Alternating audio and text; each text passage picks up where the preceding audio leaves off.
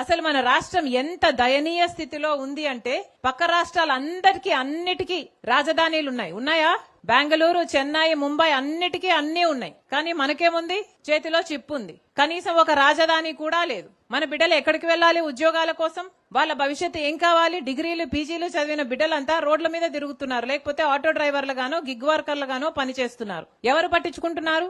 బిడ్డలకు భరోసా లేదు. పైగా చంద్రబాబు గారు అంటారు ఇప్పుడు 2 బిడ్డలు సరిపోరట, 3, 4, 5 కనాలట. ఉన్న బిడ్డలకే దిక్కులేదు, 2, 3, 4 కడాలట. అట్లా కన్న వాళ్ళకి ఈయన 25,000 రూపాయలు ఇస్తాడట. ఈయన ఇచ్చే బోర్డు 25,000 రూపాయల కోసం మీరు బిడ్డల్ని కనాలట.